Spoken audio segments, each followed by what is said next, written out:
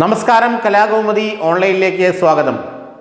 Sunny Joseph KPCC അധ്യക്ഷനായി ചുമതലയേറ്റതോടെ Jose K മാണിയെ UDF-ൽ എത്തിക്കാനുള്ള നീക്കങ്ങൾക്ക് ആക്കം വർദ്ധിച്ചിരിക്കുകയാണ്.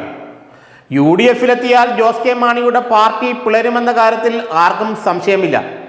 അത് പിണറായി വിജയൻ പണ്ടേ ജോസ് കെ മാണിയോട് പറഞ്ഞു. UDF-ലേക്ക് പോകാനാണ് താല്പര്യമെങ്കിൽ നിങ്ങളുടെ പാർട്ടി മുഴുവനായും നിങ്ങളൊപ്പം ഉണ്ടാവില്ല. റോഷി അഗസ്റ്റിൻ ഞങ്ങളുടെ കൂടെ നിൽക്കും, നിങ്ങൾക്ക് വേണമെങ്കിൽ അപ്പുറത്ത് പോകാം. അതുകൊണ്ടാണ് ഇത്രയും നാളും പേടിച്ച് ജോസ് കെ മാണി UDF-ലേക്ക് പോകാതിരുന്നത്. കത്തോലിക്ക മതമേലധ്യക്ഷന്മാരുടെ കടുത്ത സമ്മർദ്ദം തന്നെ ജോസ് കെ മാണിക്ക് മേലുണ്ടായിരുന്നു. എങ്ങനെ വന്നാലും ഇടതുമുന്നണി ഇറങ്ങണം എന്നുള്ള കത്തോലിക്ക മതമേലധ്യക്ഷന്മാരുടെ കനത്ത സമ്മർദ്ദത്തെ അതിജീവിച്ചുകൊണ്ടാണ് ഇപ്പോഴും ജോസ് കെ മാണി LDF-ൽ നിൽക്കുന്നത്.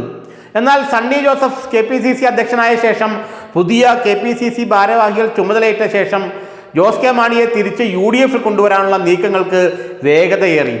കാരണം സണ്ണി ജോസഫിനോടും അല്ലെങ്കിൽ ഇപ്പോഴത്തെ KPCC നേതൃത്വത്തോടും കത്തോലിക്ക സഭയ്ക്ക് അത്ര ശക്തിയായ എതിർപ്പൊന്നുമില്ല. കാരണം ഒരു റോമൻ കത്തോലിക്കനെ KPCC അധ്യക്ഷനാക്കണമെന്ന് കത്തോലിക്ക സഭ പറഞ്ഞതുമാണ്. അത് കോൺഗ്രസ് നേതൃത്വം കേൾക്കുകയും ചെയ്തു.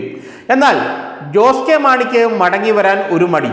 കേരളത്തിലെ കോൺഗ്രസ് നേതാക്കളുമായി സംസാരിച്ചിട്ട് UDF-ലേക്ക് വന്നാൽ തൻ്റെ കാര്യം എന്താവും? ഏതായാലും പാർട്ടി പിളരുമെന്ന കാര്യം ഉറപ്പാണ്. റോഷി അഗസ്റ്റിൻ അപ്പുറത്ത് നിൽക്കും. അപ്പോൾ തൻ്റെ കൂടെ വരുന്ന വിഭാഗത്തിന്, ജോസ് കെ മാണിയുടെ പുതിയ വിഭാഗത്തിന് UDF-ലെ അക്കോമഡേഷൻ എങ്ങനെയായിരിക്കും, പാലാ സീറ്റ് തനിക്ക് ലഭിക്കുമോ എന്നെല്ലാമുള്ള ശങ്ക ശരിക്കും ജോസ് കെ മാണിക്കുണ്ട്.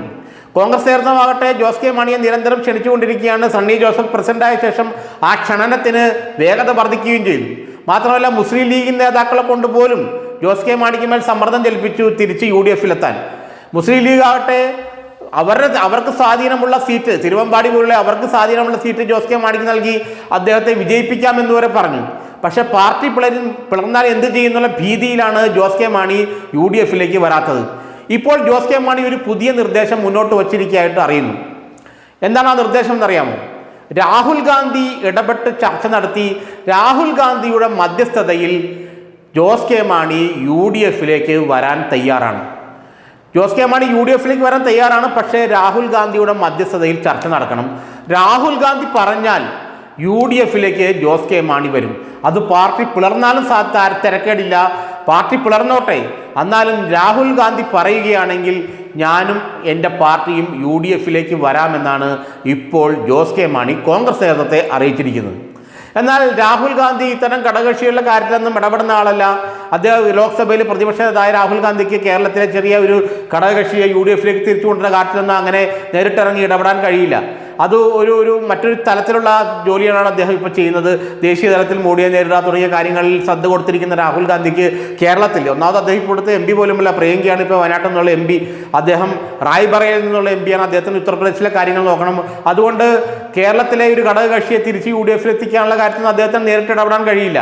പക്ഷേ രാഹുൽ ഗാന്ധി ഇടപെടുകയാണെങ്കിൽ, അല്ലെങ്കിൽ രാഹുൽ ഗാന്ധി മധ്യസ്ഥനായി നിൽക്കുകയാണെങ്കിൽ, രാഹുൽ ഗാന്ധി ഞങ്ങൾക്ക് ഉറപ്പ് നൽകുകയാണെങ്കിൽ ജോസ് കെ മാണി എന്ന ഞാൻ UDF-ൽ എത്തുമെന്നുള്ള കാര്യം ഏറെക്കുറെ അസന്നിഗ്ധമായി അദ്ദേഹം കോൺഗ്രസ് നേതൃത്വത്തെ അറിയിച്ചു എന്നാണ് നമ്മൾക്ക് മനസ്സിലാക്കാൻ കഴിയുന്നത്. അതുകൊണ്ട് രാഹുൽ ഗാന്ധിയുടെ ഇടപെടലിൽ 2026 മുമ്പ് UDF-ലേക്ക് മടങ്ങാനിരിക്കുകയാണ് ജോസ് കെ മാണി. പക്ഷേ ജോസ് കെ മാണി മടങ്ങുമ്പോൾ അദ്ദേഹത്തിൻ്റെ പാർട്ടി പിളരുമെന്നും റോഷി അഗസ്റ്റിൻ്റെ നേതൃത്വത്തിൽ ഒരു കഷ്ണം LDF തന്നെ നിൽക്കുമെന്ന കാര്യവും ഉറപ്പാണ്.